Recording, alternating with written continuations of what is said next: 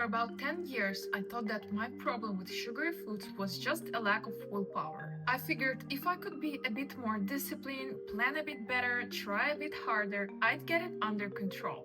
And it never worked. And it took me an embarrassingly long amount of time to figure out that I wasn't bad at willpower. I was just trying to fix the wrong thing.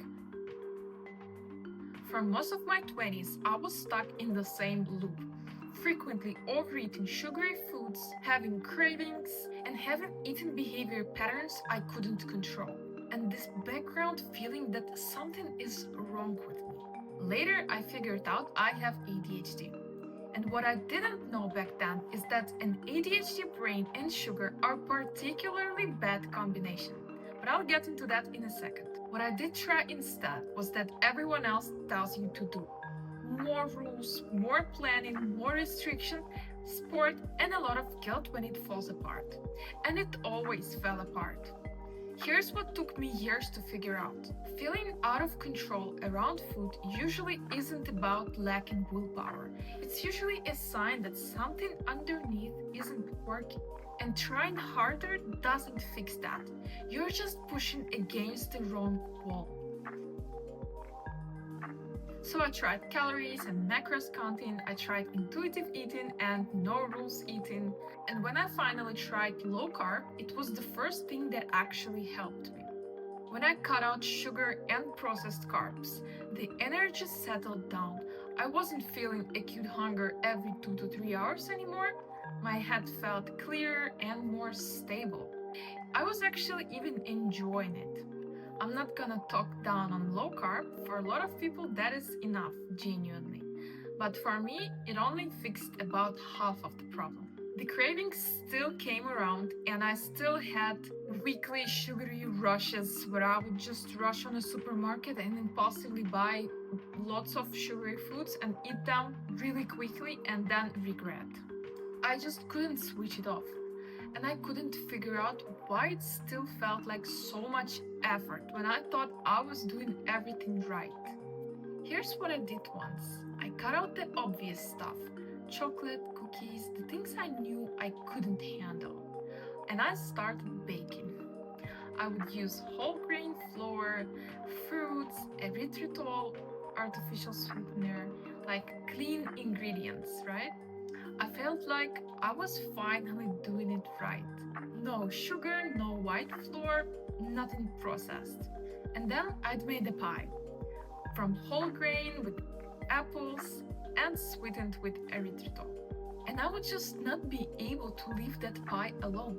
If I'd bake it in the evening and there would be still some left, the very first thing I'd do the next morning, I would just go and eat that pie with the coffee before my proper breakfast. So I'd eat the pie, skip my actual meal, and then think about what I'd bake next. So as you see, I hadn't fixed anything at that point. It was exactly the same thing, just under a different cover.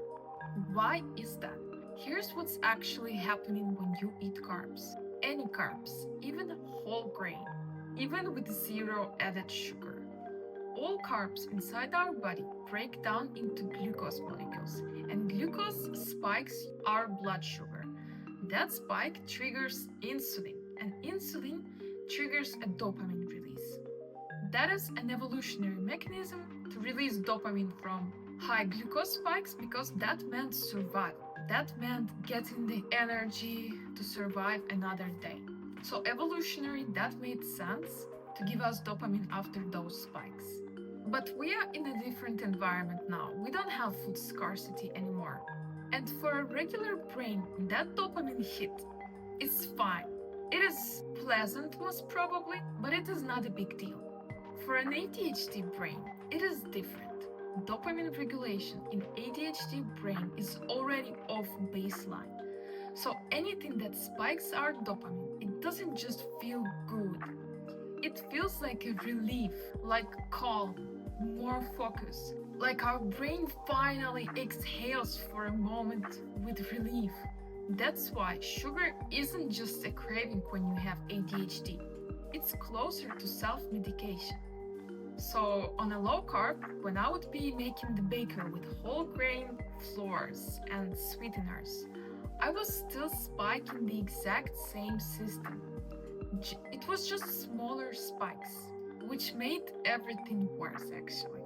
With the smaller glucose hit, I wasn't getting the full dopamine release that I got used to get from industrial sugary foods. So I'd eat more to get there. Another slice, and then another, and then whatever else was in the reach. And because I was permanently in the half craving state, always triggered, always alert, never fully satisfied. My resistance to the real sugary stuff, chocolate, cookies, everything I'd worked so hard to stop buying, it was getting worse, not better. I'd be even more on the edge of buying the real stuff rather than whole grain parody of it. The whole grain pie wasn't calming my system down. It was keeping it triggered, just at a lower scale. So at some point, I started learning about ketogenic diet. I was learning from doctors, metabolic psychiatrists, and experts in brain, health, and nutrition. So the actual science behind it. And a few things got to me. First, when our body burns glucose for fuel, it produces reactive oxygen species as a byproduct. On the contrary, ketogenic fuel, ketones, don't do that. Chronically elevated blood glucose increases oxidative stress, inflammation, and cellular damage over time. That means accelerated cellular aging that looks like aging faster, wear on the body that compounds over time. Ketones, on the other hand, are metabolized more efficiently by our mitochondria, and they produce much less oxidative stress. It's like, imagine glucose is like a gasoline engine, while ketones are more like an efficient electric motor. Both power the vehicle, but one produces more exhaust and byproducts than the other. There's a growing field called metabolic psychiatry. Researchers are studying how a ketogenic diet stabilizes brain function, anxiety, mood, cognition. For ADHD brains specifically, the absence of glucose spikes means the absence of the dopamine and insulin roller coaster. Third, and this one genuinely got me, cancer cells feed on glucose. They can't use ketones. There's a real research on ketogenic protocols being used alongside oncology treatment for exactly this reason. Because starving a tumor of its fuel source is not a fringe idea anymore. So I'm not a doctor, I'm not going to overstate any of this, but when I put it all together, the brain stability, the clean fuel, the inflammation, the cancer, I had enough reason to try removing carbs completely. And I did it with my husband. I tried keto. My meals looked like this: a huge salad, mixed greens, sometimes additional vegetables, nuts, seeds, oil, sometimes eggs, sometimes fish, cheese, meat, everything I could find, and it'd be keto. And this is the part I don't see people talk about much because I thought I was doing it right. And in terms of carbs, I was, because I completely removed them, besides vegetables and berries. But the problem was that I was still hungry after those huge meals. But not obviously hungry because my stomach was literally stuffed with that amount of salad. But it was that low-grade dissatisfied feeling after a meal. And I wasn't ever feeling really satisfied, rather stuffed and physically not wanting to eat more. And I'd eat a massive salad and then go and eat peanut butter straight from the jar to beat that remaining hunger and call it keto, which technically it was. In terms of actual protein of meat, I was eating maybe 100 to 150 grams once a day and also not every day. The rest was plant food: nuts, seeds, beans, vegetables, sometimes berries, very rare fruits. And when I think back on those meals now, I feel hunger, actual hunger, just remembering those meals. My body wasn't getting what it actually needed. I was eating a lot of food and still being undernourished at the same time. And the peanut butter, I can see now what that was. Until one day I learned about Carnivore, which is a ketogenic animal-based diet. So, since I was already doing keto and feeling that I'm failing at it, I decided to try and I started eating fatty meat. Instead of making bulk salads, I started to eat proper amounts of fatty meat, eggs, adding butter, adding animal fat, and the fullness was completely different. I stopped filling my stomach with salads to just fill the space up, and I started to fill it with fatty meat instead. Chicken wings, ground beef, steaks, eggs, butter, scrambled eggs, salami, and I felt satiated for the first time ever in my life. That fullness was completely different. The low-grade dissatisfaction after every meal was gone, and the urge to find something else on top of that meal vanished.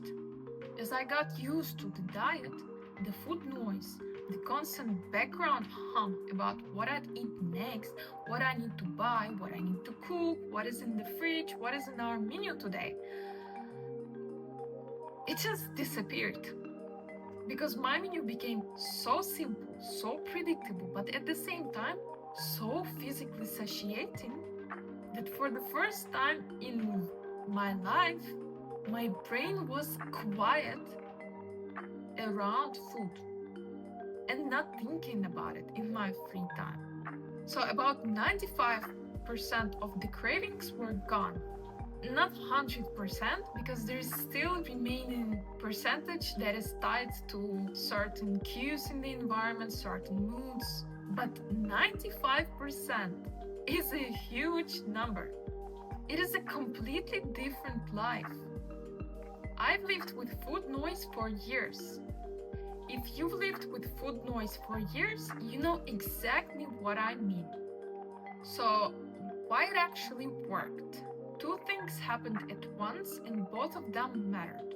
One, removing all carbs meant no more glucose spikes, no more insulin surges, and no more dopamine roller coaster, which stabilizes the whole consciousness, I would say.